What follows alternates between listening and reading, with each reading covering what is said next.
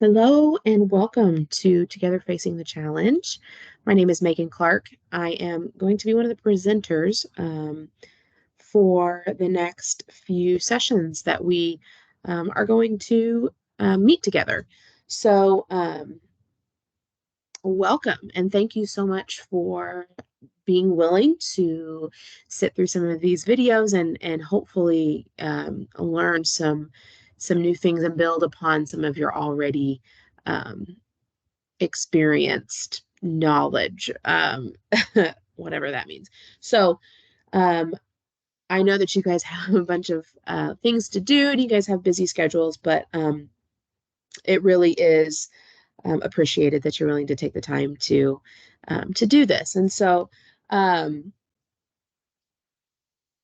I just want to give a little bit of a background on what Together Facing the Challenge is, and kind of the purpose behind it. It is an evidence-based model that is basically designed to give you guys the tools and the skills that are required and are necessary um, to improve the outcomes for youth in care. This curriculum is also going to provide effective strategies to foster families, foster parents to build upon three of the primary research supported factors for success in foster care, which are supportive and involved relationships between supervisors and foster parents, effective use of behavior management strategies for foster parents, and then also supportive and involved relationships between the foster parents and the youth in care. So there is going to be a total of about 7 sessions, seven videos that you're going to watch, and we're going to meet over a course of 6 sessions. And so when we meet virtually together in person, we are just going to kind of discuss the video that we watched or that we sent out to you prior. So we're going to talk about a session, and then when we meet together, we're going to delve in a little bit more and dissect what was discussed in each session. So with that being said, the sessions that we're going to go over today, we're going to start with session 1, which is building relationships and teaching cooperation. Session 2 is setting expectations. Session 3 is the use of effective parenting tools to enhance cooperation. Session 4 is implementing effective consequences. Session 5 is welcoming diversity. 6 is the transition to young adulthood. And 7 is the effective communication and taking care of yourself, because taking care of yourself is very important and we don't want to miss out on that. So one thing that I want to encourage you to do is find a piece of paper, a notebook, a pencil, pen, whatever you want to use. And as we're going through these sessions, write down any questions that you might have about a specific topic. And so that way, when we actually do meet in person and talk, we can address those things, because we don't want you to forget those questions, because your questions are important. They are not. No question is silly. No question is dumb. You know, if there's something that you think you should know, chances are somebody else in this group doesn't know it either.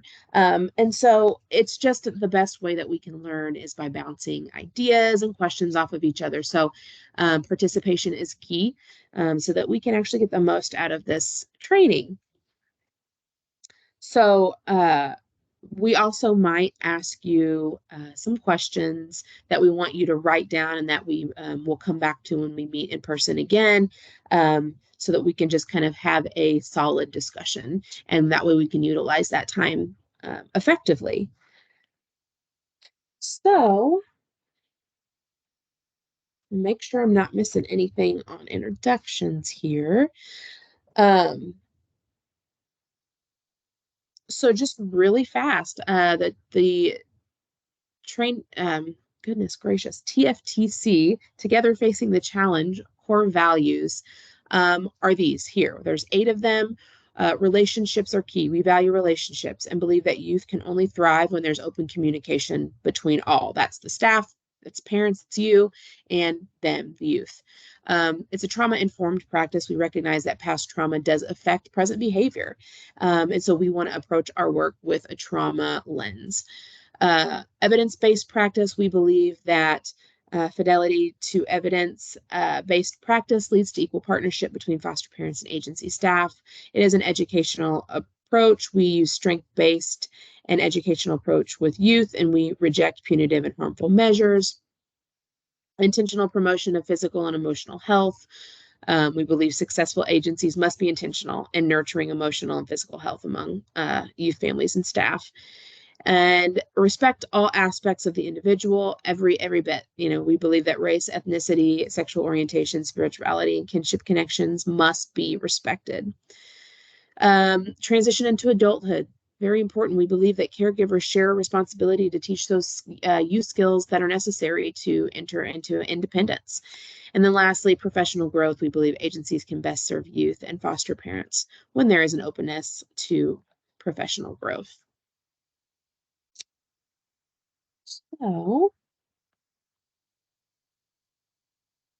history of Together Facing the Challenge, just some little trivia here for you. But TFC, Therapeutic Foster Care, kind of also is called Treatment Foster Care, is considered to be one of the few evidence-based, community-based comprehensive interventions. At first, this evidence came most exclusively from the work of Patricia Chamberlain at the Oregon Social Learning Center. As both a therapeutic foster parent and researcher, Betsy Farmer, PhD, became interested in expanding this model. So this is just the research that was conducted that shows that this curriculum, and this is evidence-based, and that it does actually work, which means that the children that exit the TFC, treatment foster care, are doing well and have done well. So, we talked about the overview of the training sessions already. You should also have a foster parent manual that we will reference, have you reference and complete some homework things in those throughout the training. So make sure that you have that handy. If you don't have access to that, make sure to reach out to your licensing worker so that we all can make sure that you have the tools and the manual that is needed to help you follow along. So, before we really jump into session 1, I really do want to talk a little bit more about the evidence-based treatment of this program, just because I really want to reiterate and hit home that this training and these methods work. So, treatment foster care is an evidence-based intervention for youth. This means that research findings show that it works. Youth get better over time, and they continue to do well even after they exit treatment foster care. Findings from the existing research suggest that 3 factors are largely responsible for helping kids in treatment foster care to succeed. Supportive and involved relationships with the case managers and their and the foster parents, the relationships between the foster parents and the youth in their care, and then the effective use of the behavior management strategies by therapeutic foster parents. So research shows that when foster parents have a strong, supportive, involved relationship with their case managers, the youth just do better. You're just a unified front. Together Facing the Challenge is designed to help you step outside of the box to learn different parenting skills that are needed to work with many of the youth in the foster care system. Since many of them have past experiences that might include trauma, neglect, and all of those things, traditional parenting approaches might not be as effective. And so that is kind of the whole idea of this training.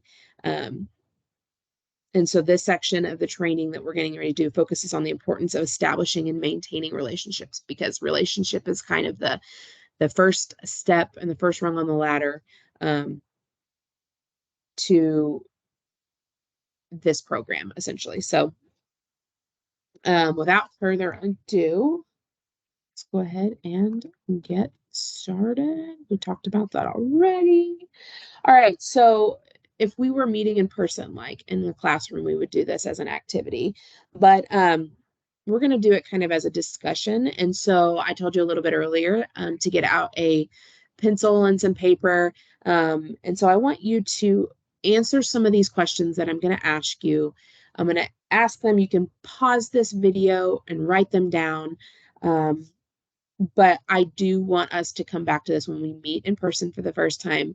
This will be something that we discuss, kind of what you think. So one of the questions that I want to ask you is, what are the main ingredients needed for your relationship with your youth to be successful? What are the main ingredients needed for your relationship with your youth to be successful? And then I also want to know, what are some of the barriers that get in the way of establishing a positive relationship with youth? So, what are some of those barriers that could get in the way of establishing a positive relationship?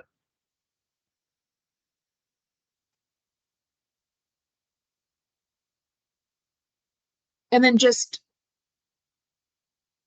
curious, but um, what do you think will be the most challenging aspects of your role as a foster parent?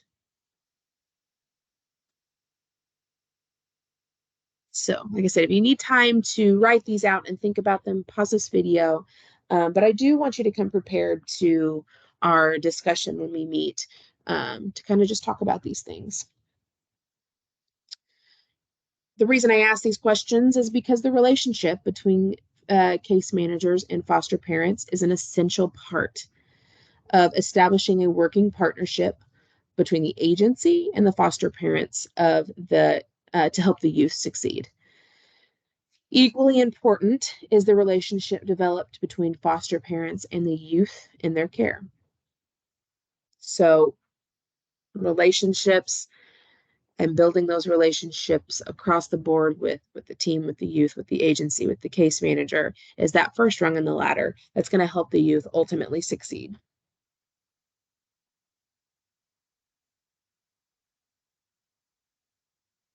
So building relationships, right? So what are some keys to building relationships with youth in care? And you can find this, all of this list here on your foster parent manual on page 6 here. But, earning their trust, that's not something that you do right away. Sometimes, you've got some youth that will come to you with experience. And so that takes time, but not giving up and continuing to pursue and proving that the youth can trust you. So earning your trust is definitely a huge key to building a relationship. Role modeling appropriate behavior. I think that goes without saying, but a lot of these kiddos come into care that have never had appropriate behavior modeled for them. Show them respect, communicate with them. I feel like a lot of times these youth they get told what they're going to do and where they're going to go and how they're going to do it for them, and they don't get included in a lot of things. And so that can easily be thought of as disrespect in their eyes. And so just including them in things and asking them and communicating with them is a good way to show them respect. Build on things that you and your child have in common. I think that goes without saying as well. We do that when we're making friends. You build on things that you have in common. Find things that they're interested in and talk about that with them. Be a good listener. Be honest. Have a positive attitude. Positive attitude goes a long way with everything. Be patient. Be loving. Communicate clearly and frequently. So those things are important for establishing and building a relationship, and just remembering that building a relationship takes time. So on your notebook and paper, I want you to answer these questions because this is also another thing that we're going to discuss when we meet in person as well. But I want you to think about and write down answers to these questions. So we're going to talk about the invisible suitcase here. So I want you to think about, a child has come into care and they're coming to stay with you. And maybe they've been through, 4 different placements in the last 6 months, or, they all have a story and they all have situations that they are coming out of. Okay. So, um, let's just say that, you're getting a kid to come and stay with you that's been in care for a while. So I want you to write down a statement that this child or the youth that's in care um, may hold about themselves. So a thought or a belief that they may actually hold about themselves. And then I want you to write down a statement that this child may hold or believe about their caregivers, their foster parents that they're going to stay with, staff if they're going to stay in a facility. So what could a belief be that a child thinks about their caregivers? And then I want you to write down a statement that a child or youth in care may hold about the world in general. What beliefs may they think about the world as a whole? So if you need to pause and think about these questions and write them down, please do so, because this will be something that we discuss when we meet as well. So when we talk about the invisible suitcase, foster kids that are in care, they often arrive in homes with visible belongings, right? They have a suitcase full of their clothes, full of their prized possessions. Um, so that's obvious. However, each time they experience a placement, they also bring with them this idea or this invisible suitcase. And it is filled with thoughts and beliefs that were informed by their lives in their family of origin and in their time in foster care. So as they've gone through and journeyed through life and they have experienced the trauma that they've experienced, they start collecting these thoughts and these beliefs and start putting them in this invisible suitcase.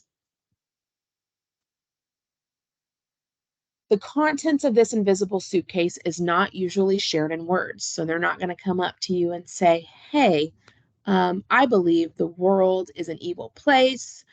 I believe that I'm not loved. They're not going to come out and say those things, right? They're not going to come out and use them in words. But often we're going to see the contents of this invisible suitcase come out in their attitudes and in their behaviors and their actions. So it's important to create a relationship that is emotionally and psychologically safe so that we as foster parents can create an environment that is sensitive to the contents that they're holding in that invisible suitcase.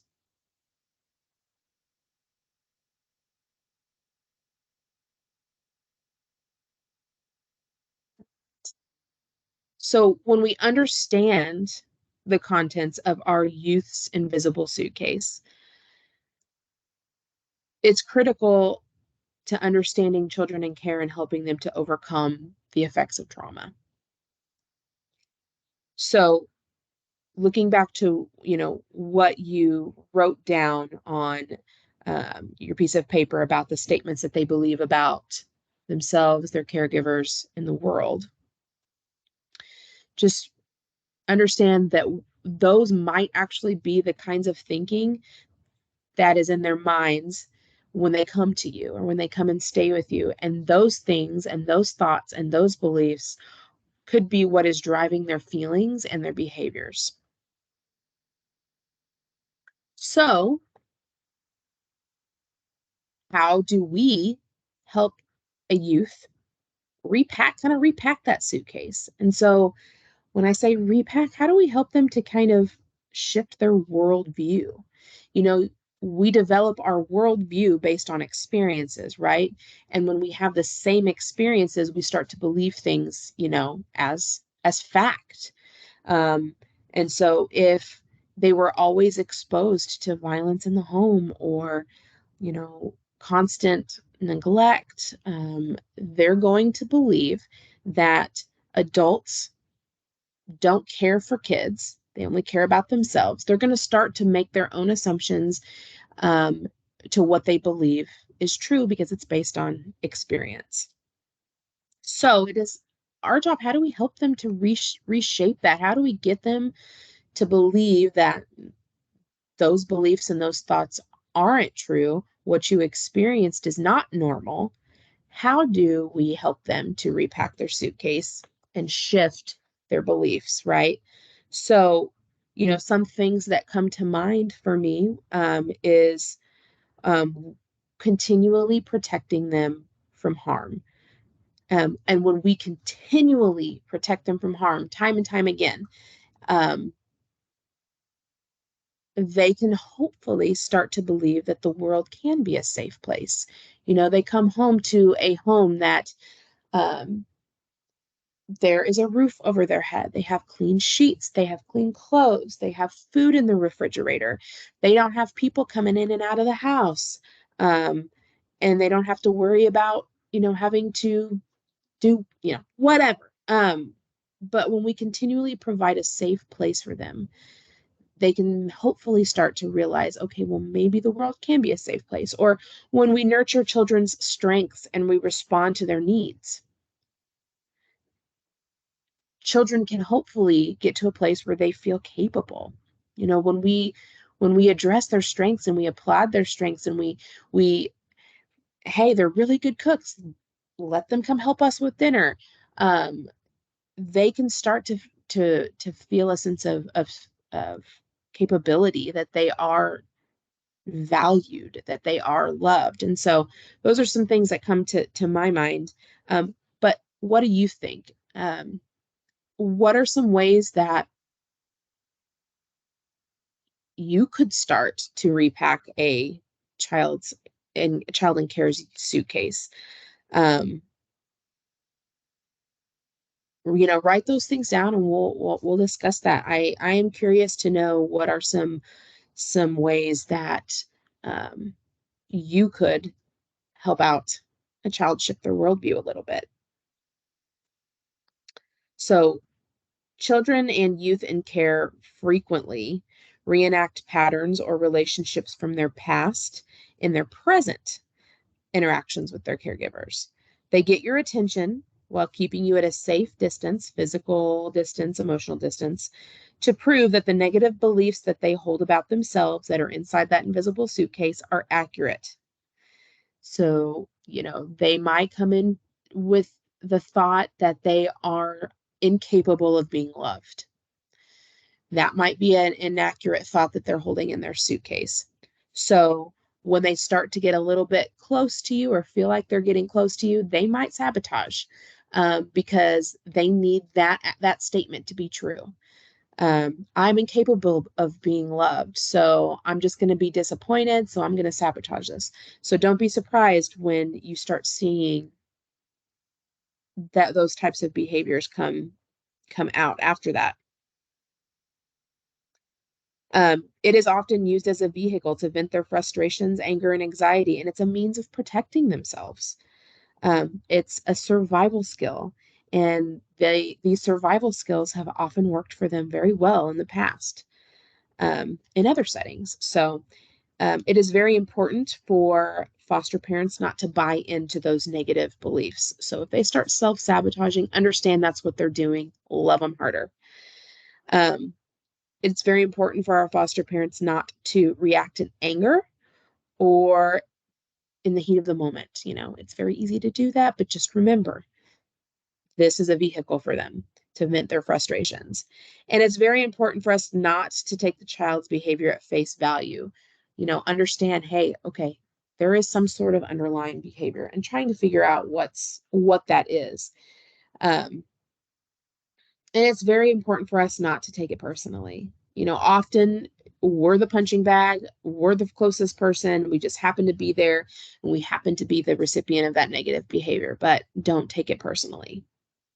Easier said than done, I know, but some of the key factors associated with promoting physical, emotional, and psychological safety include to help the youth be more familiar with their physical surroundings, give choices and responsibilities so that they can experience a sense of control, set limits, provide information to inform youth about what's going on to take place in the future, and provide opportunities for self-expression.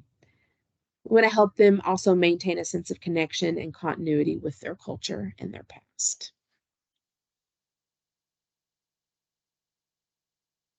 Why do I need to parent my foster youth differently than my biological children?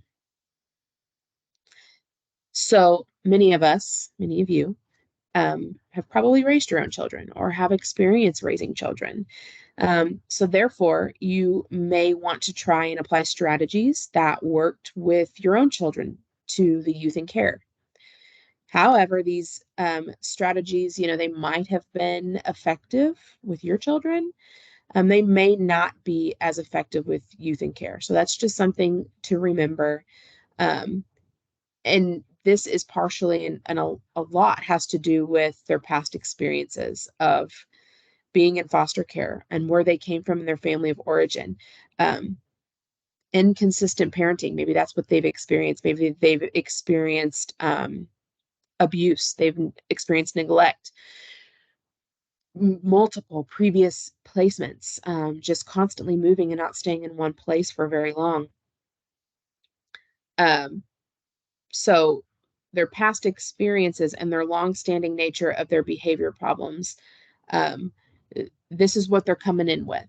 So what worked with your kiddos might not work for these kids because they have a past and they have trauma that they're working through and trying to heal through, that they need help healing through.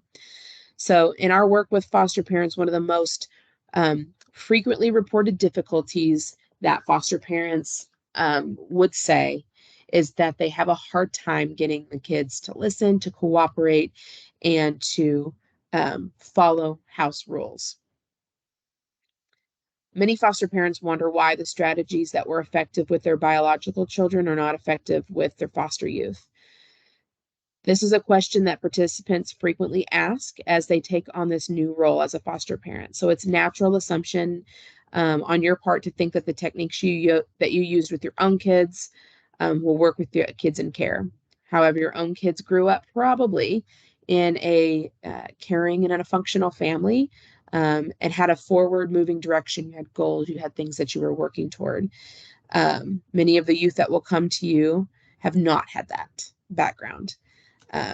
The way that their behavior was shaped over time by their previous caregivers, their family, both purposefully and unintentionally, has marred their ability to accept many of the techniques that, typical parenting might have. So it's no fault to you or the foster parents that their time-proven techniques don't work. They're simply applying them in a situation that's just a little bit too different to expect the same type of equal or parallel response. So just food for thought, that if your parenting skills you're finding aren't working, don't take it personally. It's just, you're dealing with a different situation in this. So speaking of behavior, how does uncooperative behavior develop? So, you get a kid that's pretty defiant, or you've seen a kid that's really defiant, either young or old. And so there is a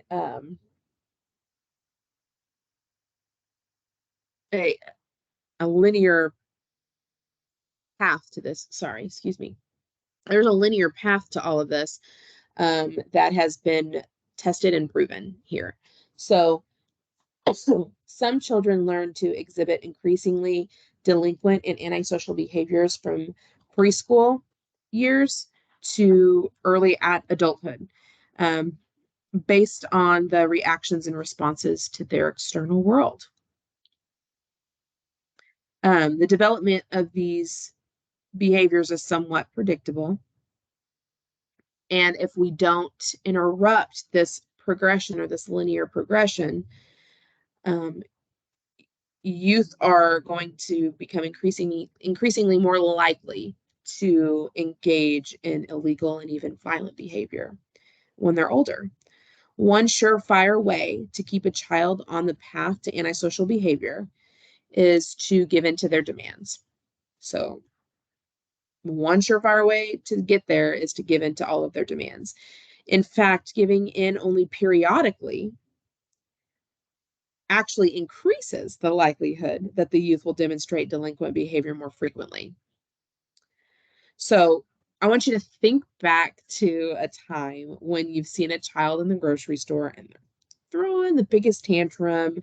Everyone's looking and staring. And typically it's because mom or dad refused to buy them that candy bar that they see, right? Or a toy that they want. Parents, will often get embarrassed by this behavior and will give in, and they'll buy them that toy, buy them that piece of candy, to spare themselves the embarrassment. What happens then, right? The child calms down, they're happy, they might pick themselves up off the floor, and they're calm and they're pleasant. But what has the child learned in this situation? And honestly, what has the parent learned in this situation? Unfortunately, for both, the experience is reinforcing for both of them. The child learns, I'm going to throw a fit, I'm going to get my way. And the parent learns, if I just give them what they want, I get to save myself the embarrassment and people will stop staring at me and thinking and making all their assumptions about me as a parent, right? The twofold challenge for foster parents is that the youth you served or do serve may have been engaged in this cycle for many years prior to arriving in your home, and attempting to disrupt the cycle can be met with a staunch resistance and even an increase in undesirable behaviors. If the parent in the above scenario sticks to her guns and she refuses to give in to the child's demands, the child will probably try increasingly negative behaviors. So they may even up the ante a little bit and start throwing things off the shelf, start hitting, start screaming, and becoming physically aggressive. This is all in an attempt to strong arm mom or dad and get them to give in. It's important to remember, though, that it will often get worse before it gets better. So if it's getting worse, it will get better. If parents are not aware of how antisocial behavior develops over time, they may give in and inadvertently teach the child that if one behavior doesn't work, they should try something worse to ultimately get what they want. The development of uncooperative behavior has 4 stages that has been well studied and documented. However, the good news is that this development can be interrupted at many different points. So, stage 1, we see here preschool years. They learn that negative behavior helps them get their way. They learn to use negative or coercive behavior as a means of getting their way. They learn that these behaviors work because adults reinforce those behaviors and they give in to their demands. Stage 2 is the school years. School and relationship difficulties. They may have reduced opportunity for positive social skill development. So during the early school years, they use these coercive tactics for getting what they want. They're becoming well-formed at this point. Since these children have not learned to be relatively cooperative and compliant with adults and peers, they have difficulties in school, getting along with their teachers and making friends, which further decreases their availability for opportunities to learn. Stage 3, we see adolescence. During adolescence, the children are increasingly rejected by their well-behaved peers. and adults due to their negative and inappropriate behavior and means of social interaction. They tend to associate with kids that are like themselves, um, that also have poor social skills and use coercive and manipulative techniques to get their needs met and to get their way. Through interactions with this other deviant peer group, through these people that they're hanging out with that they shouldn't, the wrong group, they learn new and often more serious behaviors. So this is where they might start experimenting and looking into stealing, substance abuse, the use of violence. And then they continue to miss out on opportunities to learn skills necessary for communicating and dealing with problems. Um, Furthermore, at this stage, adults and peers are even more likely to give in to the adolescent's demands or to avoid setting limits with them due to the increasingly serious and threatening nature of the behaviors that adolescents will try and use to get their way. And then lastly, late adolescence and young adulthood. This is when the youth finds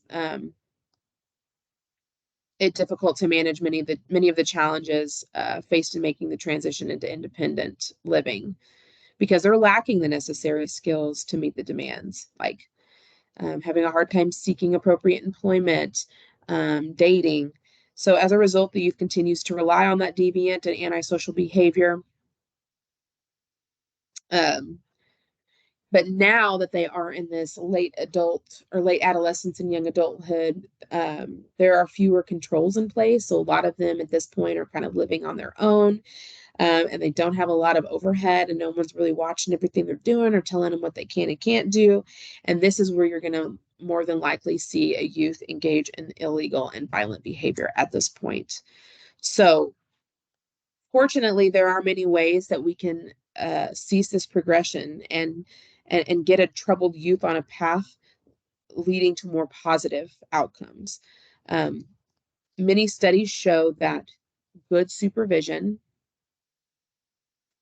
and consistent discipline can alter the child's aggressive patterns. Studies have also shown that effective discipline methods used in the context of supportive environment provide corrective experiences that teach the child cooperation. So we will spend the remainder of this session, as well as the upcoming sessions in the future, focusing on behavior management skills, as well as techniques that have been shown and proven to be effective strategies for managing difficult behavior and increasing positive behavior.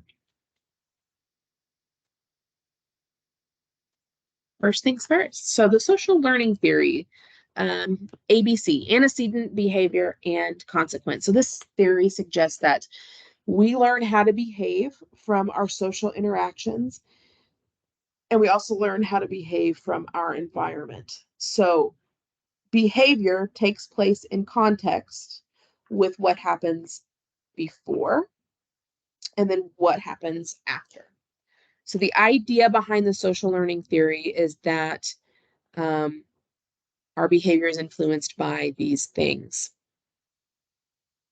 So antecedent, what happens right before the child's behavior? Example could be they were picked on by their peers at school. So what happens right before the child's behavior has a lot to do with the behavior a child might display. Behavior is something that is visible, seen, or heard. An action that you can see or you can hear. So slamming a door, hugging your mom, taking out the trash, kissing your dog. All of these things are behavior. Behavior also, let me just throw out there, doesn't always necessarily have to be a negative thing. It can be, I feel like the word behavior sometimes is used in a negative connotation, but behavior is anything that you can see or hear from the child. So consequences involve what happens right after the behavior and usually are a result of the behavior. For example, children often pay very close attention to how their caregivers respond or react to their behavior. If the caregiver expresses pleasure um, or provides a reward, the child is likely to do that behavior again. If the parent expresses anger or scolds the child will probably be less likely to engage in that behavior again. These reactions are the consequence of a behavior, and they will impact the child's likelihood to repeat that behavior. Also, the word consequence has a negative connotation to it as well.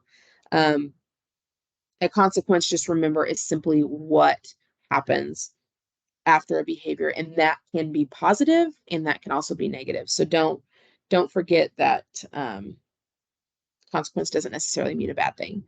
So understanding what happens right before and right after their behavior gives you a considerable insight into how to best develop a plan for addressing that behavior.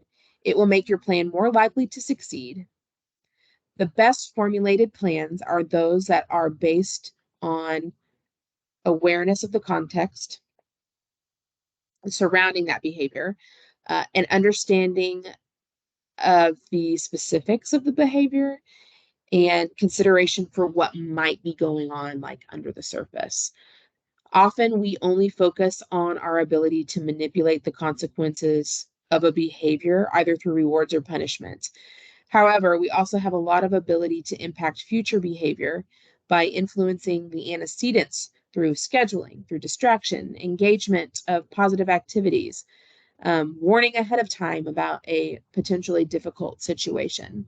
So when we focus on the antecedent and trying to influence the antecedent, we're being proactive instead of being reactive. So when we can figure out a little bit about what these antecedents are, what are these triggers that are triggering a specific type of behavior, positive or negatively, when we can really focus our attention on these antecedents, hopefully we can have a better outcome for our youth. And so one way that we can really kind of get an idea about these antecedents is using this tool, tracking behavior. So what is it? It's a tool to monitor behavior, to help identify areas of strength and areas of concern, to learn the ABCs, and then observe and reward positive behavior.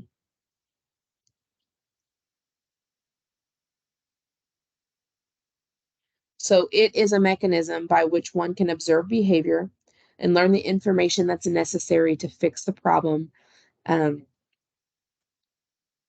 and begin rewarding positive behavior.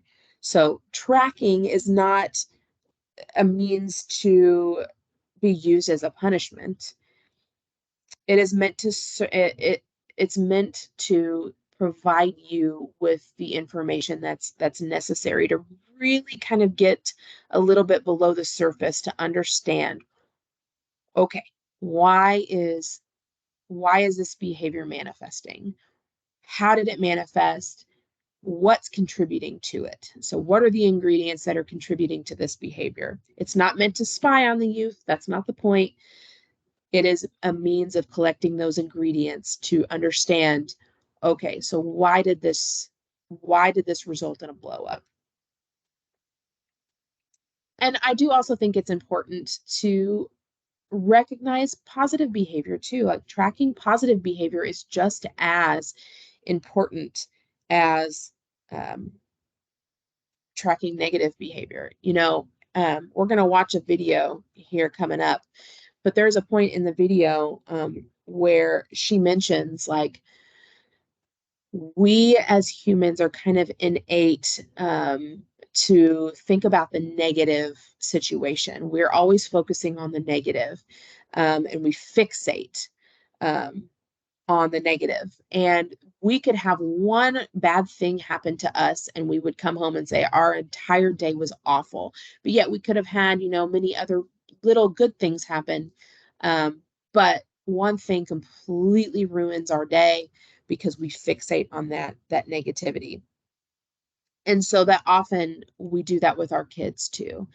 Um, and so we neglect when they're doing what's right, or we're doing they're doing what's expected of them, because, in our minds, that is appropriate and expected behavior.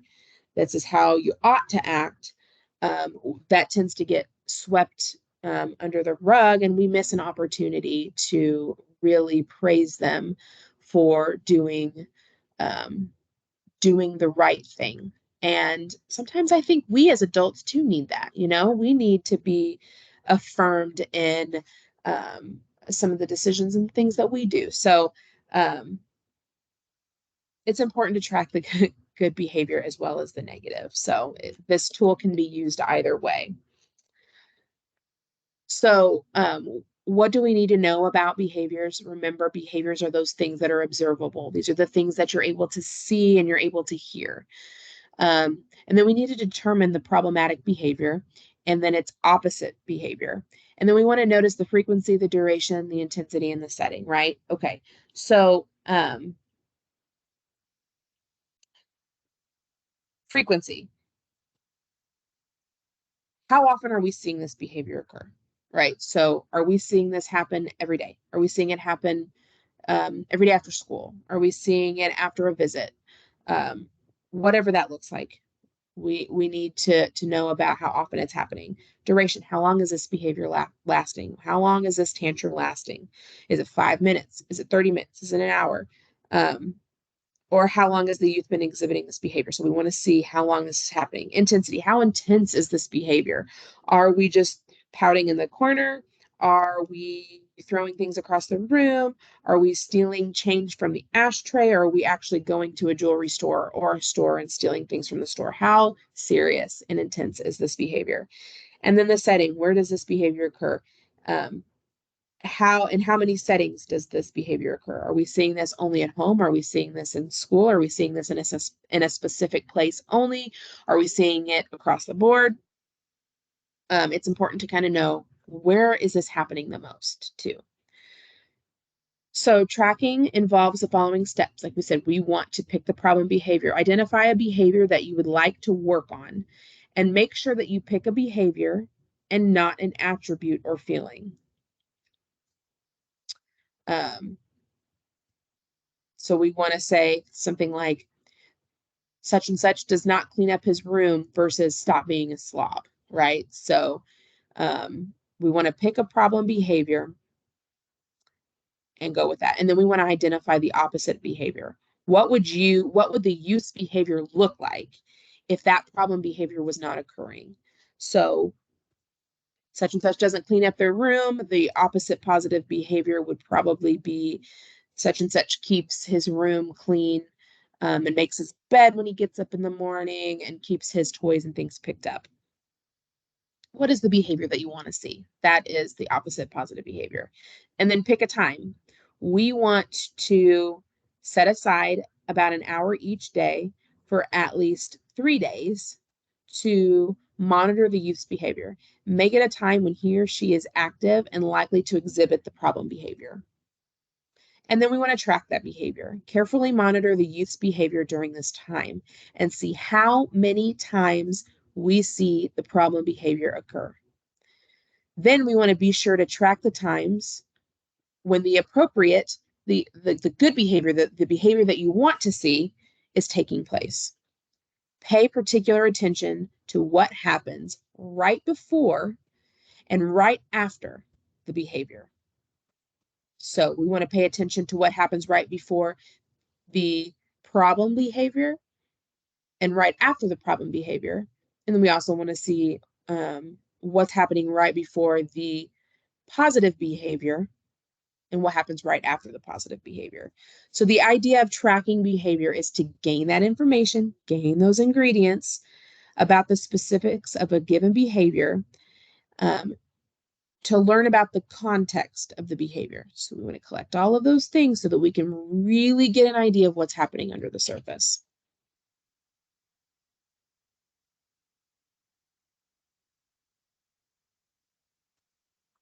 So On pages 7 and 8 in your foster parent manual, you will see an example of a tracking behavior form.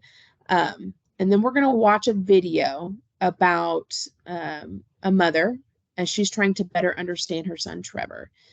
Um, it says here, as you watch the video, complete these forms to help Estelle learn more about the underlying. You don't have to use those. We will probably use um, these forms for something else, but just to give you a little bit of a background, so you can turn to those pages and see kind of what the tracking behavior form looks like, or what it could look like for you to use.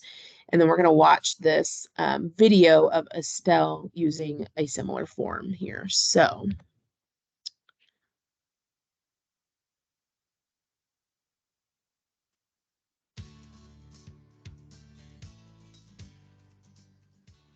I'm always impressed with how much we know about what's going on with our children.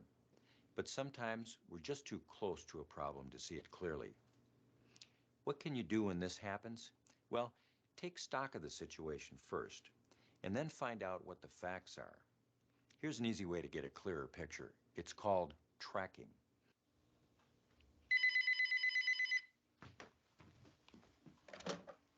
Hello? Yes, this is Estelle Brantley. Hi, Jan. Yes, I remember you. How are you? Yes, I can meet with you. May I ask why? 3 o'clock is fine. Okay, bye.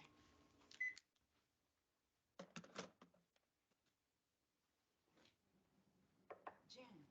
Oh, hi, Mrs. Brantley. Come on in. Hi, how you doing? Pretty good. I'm sorry to have to call you down here, Mrs. Brantley, but I'm concerned about Trevor, and I wanted to talk to you in person. Well, I'm glad you did. As I told you on the phone today, Trevor got into another fight, and that's the third one this week. I didn't know anything about the first two. I thought as much. Do you have any idea why Trevor might be having such a hard time? No, I can't figure that boy out. Well, let's start with his behavior after school. To tell you the truth, my house is a madhouse after they all come home from school. Why do you think that is? I'm not sure, but I think Trevor starts a lot of stuff with his brother and sister. Well, what makes you think he's the root of the conflict? He's always hitting someone or yelling, cussing at them. Well, how many times does he fight or yell within that hour after they all get home from school? I don't know. All the time. To be perfectly honest, I don't even care. All I know is I want it to stop. Well, how many times does he just get along with his siblings at home? Now, how am I supposed to know that? Mrs. Brantley, I'm not just trying to ask you a lot of impossible questions. The answers to these kinds of things will help us to figure out how to make things better for Trevor. How's that? If you do know how often Trevor yells or fights, you can begin to see what leads up to it. And if you can understand what causes it, you may be able to do something about it. You may have a point there. You see, I'm not just looking at the problem. I also want you to understand how important it is to encourage Trevor when he's not acting out as well. Well, anything that will help, I'm willing to try. How do we start? Well, pick a problem you want to work on and write it down. Try something simple at first. Hi, honey. Hey, kids asleep? Thankfully. What's wrong, honey? I'm just worried about Trevor. I had to meet with the school counselor today. What happened? He's acting out in school just like he does here. Enough is enough. We need to put our foot down. That boy just can't go around fighting all the time. Frank, wait. Why? So I can come home to you being upset every night? Not anymore. I should have put my foot down a long time ago. Showed that boy who's boss. Frank, try and calm down. What should we do? What do you think we should do? Well, I met with the counselor, Mm. and we came up with a way to get to the root of the problem. She said that if I write down what he's actually doing, then we can see what's really going on. I don't need a counselor to tell me how to deal with my son. Well, I do. And if you swallow your pride for a few minutes and let me explain what she suggested, then you can see that it'll make good sense too. I'm listening. So, if the world were perfect, Which it's not. if it were, He wouldn't be hitting or arguing with anyone. Instead, he'd be getting along with them. So what I'm going to do is track his behavior on this sheet of paper for an hour after they come home from school. I'm going to write down when he's acting out in the problem behavior column, and when he's getting along, I'm going to put a mark in the positive behavior column. Then after a few days, we should be able to see what's really going on. Okay. But it's easy to see when he's fighting. How are we supposed to know when he's not starting anything or acting out? What, one mark for every second he just sits there or breathes? That was my question too.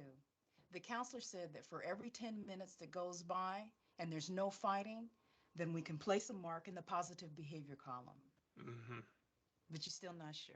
No, I just don't see how this is going to change Trevor. It's not supposed to change him. It's supposed to give us a picture of what's actually going on. And once we know what's going on, Then we can change his behavior. okay. Hey there, how you guys doing? Okay. Hey, How was that test? fine, I guess. You guess. Dang, Trevor's a math man. I should let him take the test for me. Girl, stop talking that nonsense. Stay out of my bowl. Anyway, where is the math man? He'll be here. He's just behind it. Hey there. Hey, Mom. Whew. Oh, I don't think so. There's only room in this kitchen for one cook, and that is me. So go outside and finish dinner. All right. Go watch TV or something. Give me a chance to finish what I need to do.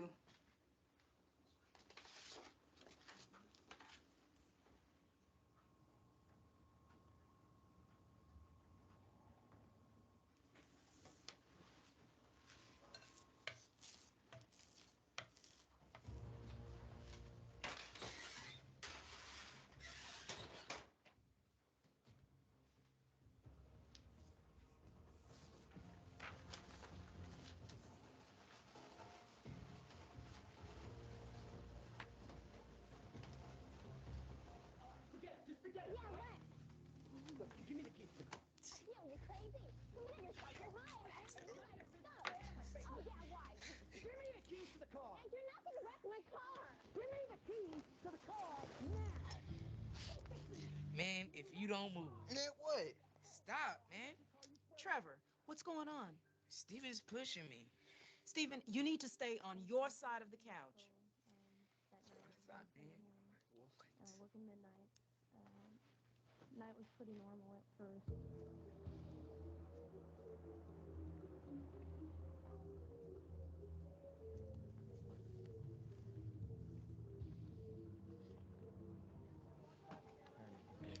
That brother better run faster than that.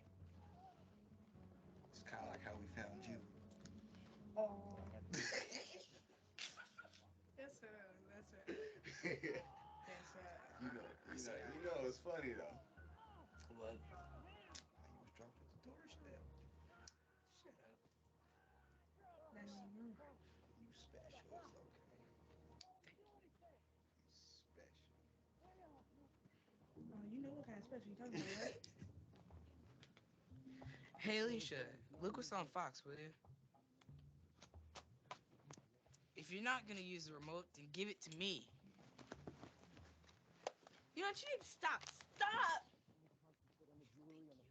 You two stop playing around. Just listen to Mom. Just listen to Mom. Quit it. You'll quit, Plum. Knock it off. Stop doing that. Trevor! He started it with me. Punk. You the punk. Enough! Nobody comes around when this place is closed. Hey, baby. How was work? Well, let me just put it like this. It is good to be home. So how'd everything go here? Well, it went, but I do feel a little bit better about it. I see you've been sticking with that tracking stuff. Yeah, for a couple of days now. Well, I've been keeping track for an hour after they all come home from school. And it turns out that Trevor does start a lot of stuff, of course. but not as much as we thought. Well, mine, look at how much of the time they didn't fight. It never seems that way to me. Well, that's why we agreed to try this out. Now we know we should be giving them attention for getting along. Oh, I'm all for that. Another thing I realized while I was tracking, even though Trevor acts out, a lot of the time Stephen is provoking him. Really? I guess it was worth all this paperwork just to find that out. How did we miss that? Well, we're too close. We'd hear a noise, we'd look up, and there'd be Trevor hitting Right. or fighting somebody. Right. Besides, the school counselor told me that people are wired to pay attention to negative behaviors. Mm. We're just like everyone else. We pay attention to the bad stuff. Yeah, but we still want to put a limit to the bad stuff. And we will. But now we know to look at Stephen's behavior too. I know that's right.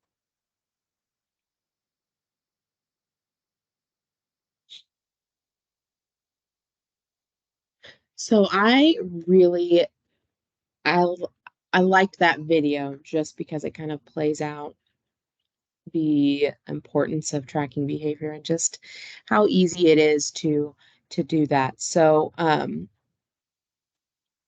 we're going to discuss a little bit more in depth when we meet together about tracking behavior, and we may even give you an opportunity to practice that at home um, to be able to turn in for homework. So even if you don't have a youth in your home, you could even track behavior with a spouse or a coworker, or just somebody that you interact with. I don't know, but we may give you opportunity to practice that when we meet next. So, but just kind of looking at this, as you can kind of see, the top part is to monitor that problem behavior.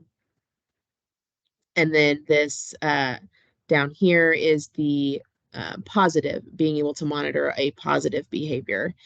So you would do your start time, which would be the time that you're going to start monitoring that behavior, and maybe ending it an hour later is that end time, and you would do that over a course of 3 days.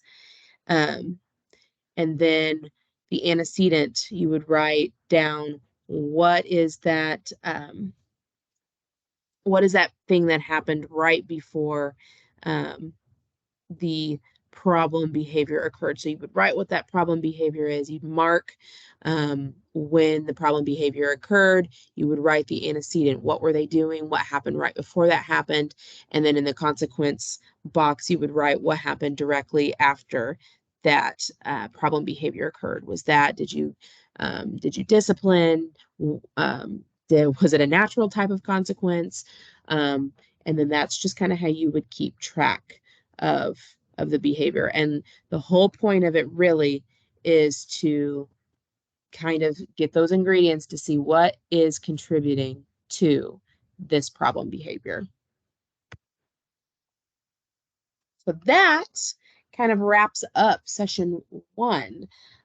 So we talked about the 3 key factors that are associated in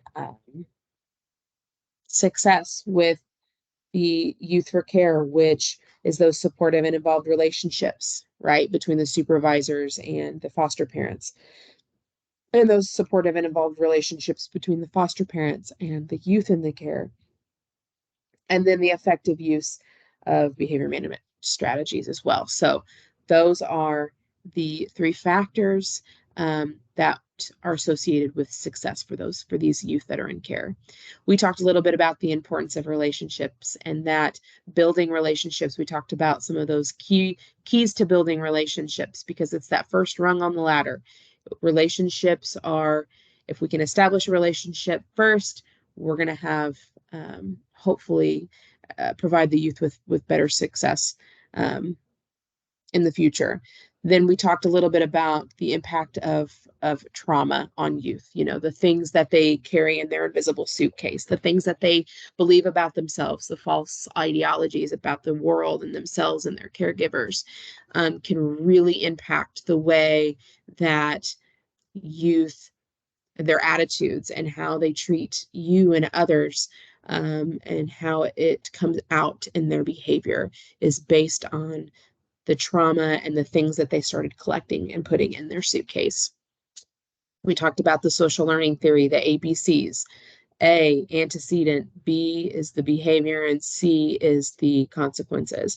And then tracking that behavior to really delve into and dissect a behavior as to what is actually happening, what is causing this to bubble over. So, and then on the opposite, tracking behavior to figure out, what is it that motivates this child to do this positive behavior, to keep their room clean. What are the things that are going well that are contributing to this positive behavior so that we can kind of figure out, okay, we need to be doing this more, right? So that's kind of all of session 1, figuring out just the keys to building relationships and teaching cooperation. So we plan to meet together coming up, and we will talk and delve a little bit more and dissect a little bit more of session 1. Remember to come ready with your questions and come ready with some of the answers to some of the discussion questions that I asked earlier, and come ready to just participate. You get the most out of a training with however much you want to put in. So I look forward to meeting with you in person virtually. And thanks again for hanging out with me in session 1.